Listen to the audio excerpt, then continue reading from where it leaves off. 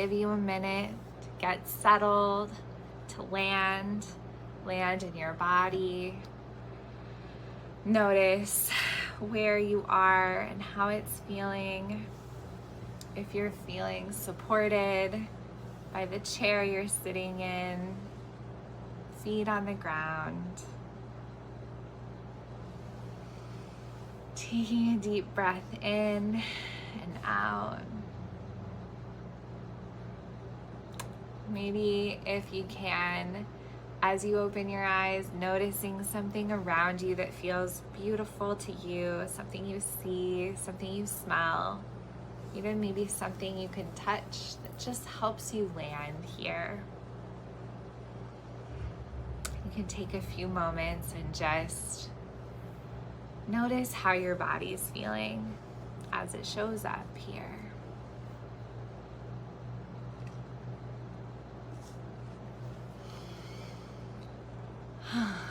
So,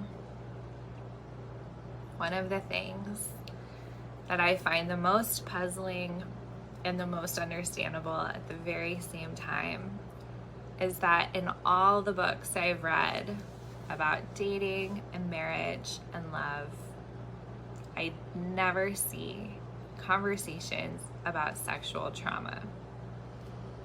The understandable part is that people want to stay in their own lane and they don't want to cause harm. They don't want to open up a can of worms with us that they don't know how to handle. I get that.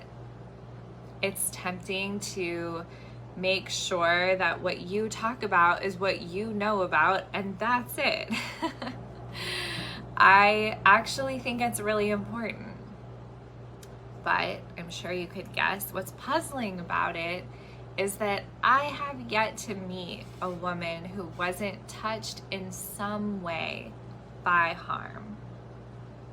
And it doesn't all look the same, of course, by any means. And many of us have had experiences where we play back in our minds how that really could have gone differently, and we feel lucky that it didn't.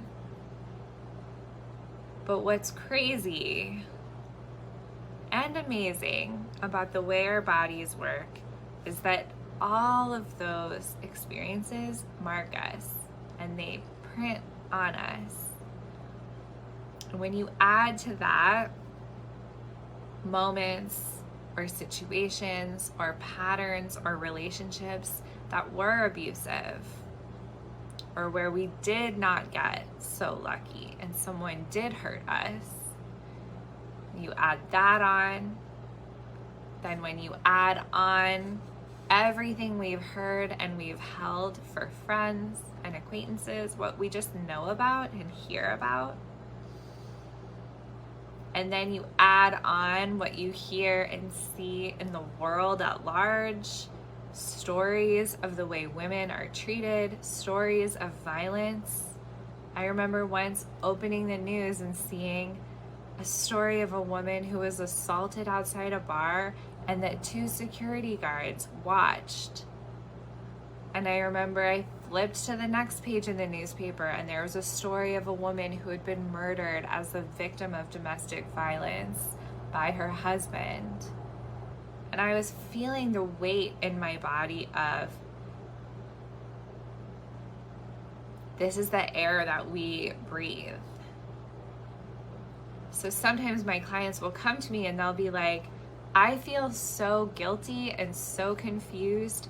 My body is behaving kind of as if I've been the victim of trauma, but I can't point to anything. Nothing really happened. But it actually makes perfect sense when you think about those being the stories that we hear day in and day out.